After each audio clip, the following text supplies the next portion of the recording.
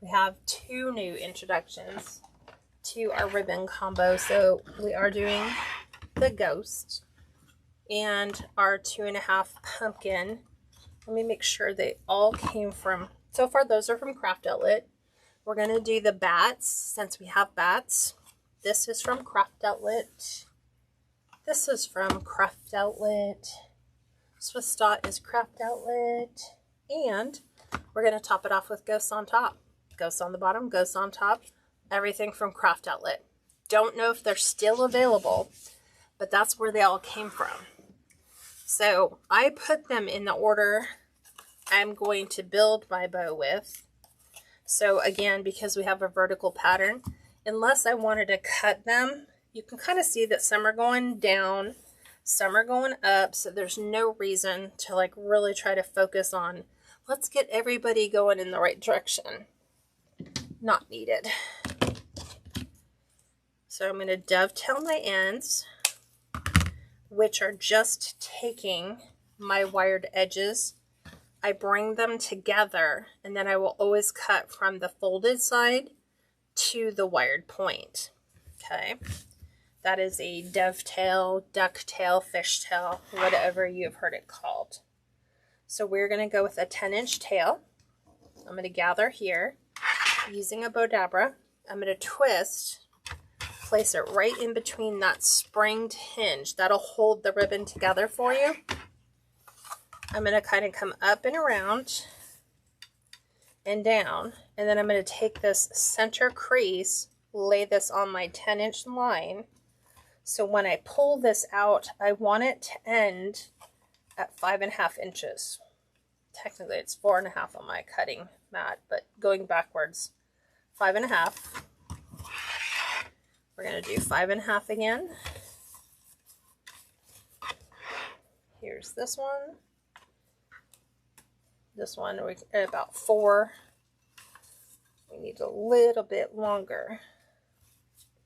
So you can make that adjustment and pull it out. And then back here,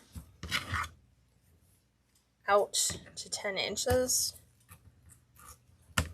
Cut that off. There's our wired edges together, cutting from the fold to the wired point, and we've got our nice finished edge. Okay, there's one down. Now, with this one, the Halloween pattern, we have a horizontal ribbon. So we have the pattern going horizontal, which is easy to keep that going. First thing I want to do is I want to cut off the folded end, because this was a new ribbon. We're going to dovetail the end first. So wired edges together, cutting from the folded end to the wired point. And we're going to do 9.5 inches for our tail length.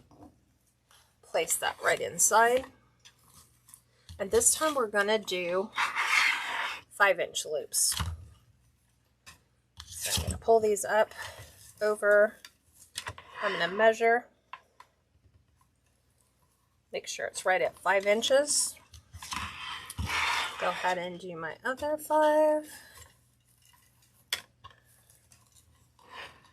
Redirect that back on my 10-inch line.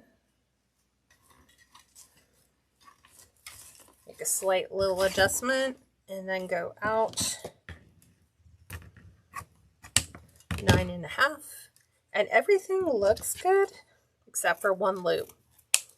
So we've got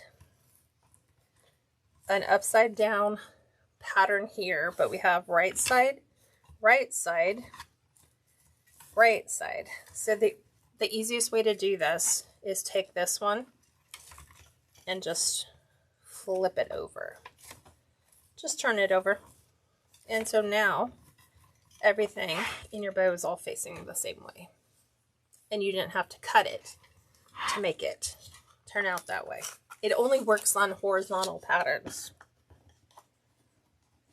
Okay. Now we're going to do the bats. Let's see. I was looking at the 4 that I have. I was like, I didn't realize that we had That's on that. And I don't want to do the other. Oh, we'll do this one. Because I'm looking at the 4 that I have. We could do this, but I usually like to break it up. I might do that. I think we'll do that. Let's put this Swiss dot in the middle. Just to break it up so I'm not putting a white background ribbon on top of a white background ribbon. If that's all I had, then that's all I would do. I could try to mix up the order and try to get them different. This time we're going 9-inch tail with a 4.5-inch loop. So all I do is pick it up and measure it. Spin it around.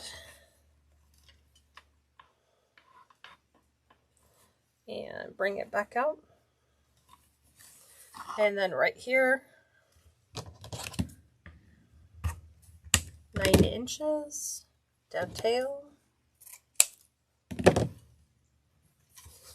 That looks much better than if we would have done white background with white background. I did ruffle with the mesh, Cindy, so it's just 20-inch pieces, wood burning with the wide foil.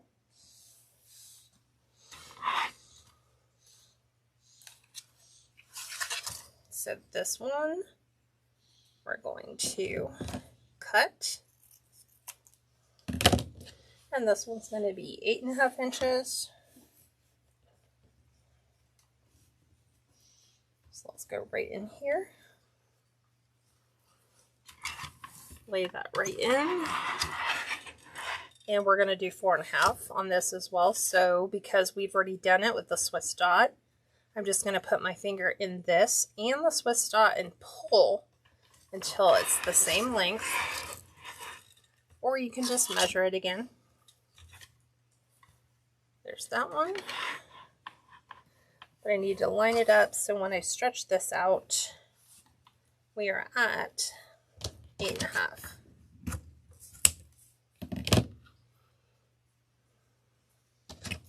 So funny, my husband's like, oh, I thought it would rain for you. I was like, no. He's like, it's all rainy everywhere else. All the way here. I was like, well, it didn't rain here. We just had clouds all day. Okay. I love Craft Outlet too, Cindy.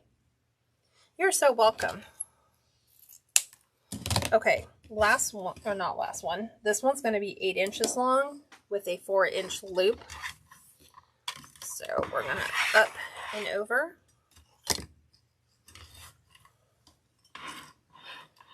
Alright, 4 inches. That isn't 4 inches, Kat. You need to go 4 inches. So line it up, stretch it out. Okay.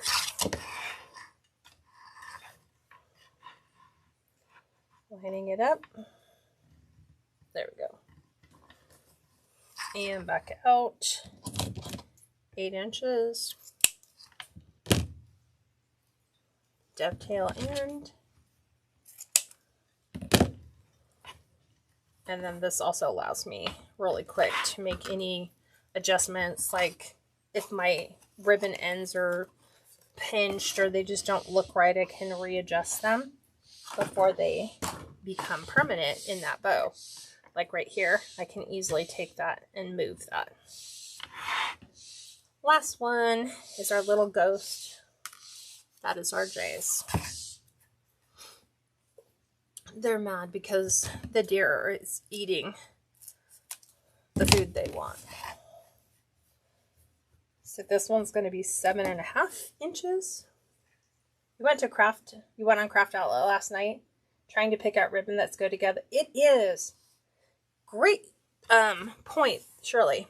She says, I went on Craft Outlet last night trying to pick out ribbons that go together to make a wreath, and that's really hard to do unless you're just dealing with, you know, your traditional orange, black and white. it is really, really challenging. You know what you could do is if they were still open, I've done this in the past, you can message them and tell them what you are looking to do.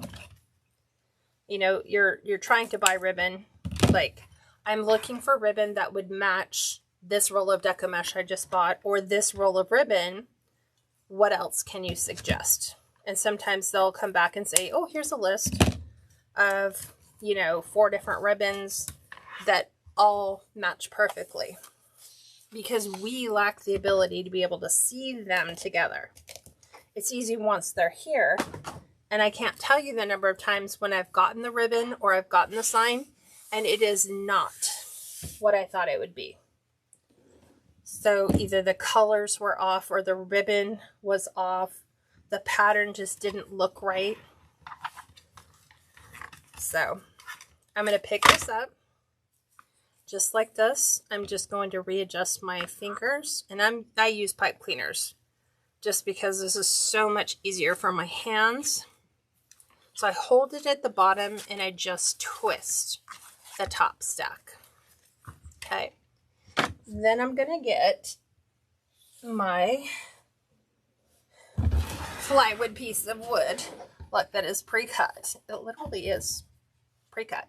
24 by 24 by 1 inch thick. All I did was I took 4 pieces of peel and stick wood grain tile. You know, the peel and stick, and they were 6 inches wide. All you need is 4 strips. Add a C-hook, and now I have a prop board for showcasing my bows, or it's also a fluff board for you to fluff all your ribbons with. So because we're going to do upper left, we're going to do this a little bit different. We're going to take our tail and move the tail. I'm starting from the bottom. That's going to go to the right, but the loop is going to go to the left. And then on here, on the bottom side, starting from the bottom, I'm going to move that tail so that it's directly opposite of this. Move the loop this way. So this is my top, this is my bottom. So we want to make sure that our tails go directly opposite. Same thing with our loops. We're going to get ready to pull down the next one. Only this time, we're going to pull the loop this way. And we're going to pull the tail to the opposite side. Go to the other side, and whatever you've done here, just do the opposite. I'm going to move my loop out. And then I'm going to move my tail over here. So that what it is doing, it is staggering the pattern of tails and loops all the way around. Okay, here I don't really want black and white on top, like white background on top of white background, so I'm gonna use this one. So I'm just gonna follow my ghost pattern. So the loop is here, the tail is here. Okay, go to the other side of your ribbon and match it. Match your ghosts. Okay, there's that. Now we're going to take the bats and we're going to, oh, we didn't want to do that. Sorry. We're going to do it the other way around. I meant for this to go on top of the white print. So we're just going to change that really quick. So under here, I'm just going to move that. So now with the bats are going to go with the ghosts. So loops match loops, tails match tails. Over here, loops match the loop, tails match the tails. Okay, here I'm like looking. Okay, what I could do is I'm trying to decide. I think I'm going to do the orange on top of here because I don't want ghosts on ghosts. So I'm just going to follow the bats here. Here's my bat. Here's my bat. And then for my ghost, I'm going to follow the Halloween print. So here's my tail. There's my tail. For here, there's my loop. And here's my loop. I know that seemed a little confusing because normally what I do is I just alternate. I just keep pulling it down and alternating, but I was really particular about how I wanted my ribbons to lay so that when I fluff, I'm not having like all black and white all on top of each other because it would just look weird. So here now, I'm going to lift up my top two. So it's the ghosts and the stripes, and you can see that they're opposite on this side, which makes for a visually interesting bow because it's not matchy-matchy. The eye's drawn to that. For here, you can decide whether you want bats in the center or polka dots in the center, whichever you want to do. I think I'm going to go with bats. So if bats are my center, then the polka dot's going to go to the other side here. Same thing here. I'm going to pull the bats to the center, and they're going to go to the outside here. Okay, and then here it's perfect because I have that orange on top of the white, which is going to play perfectly between these two. And then we have our ghosts. They're going to go between the bats and that striped print, just like that. So here we go. I'm just opening my loops, and then you get to play and pull everything in the order you want it to be. Like, you want to make sure you've got some full loops here. We don't want to see flat loops, full. And then for our loops now, we're just going to take them and pull them through your fingers like they are curling ribbon. You won't see it as noticeably on the bottom because it's laying flat on a board, but here we can take and elevate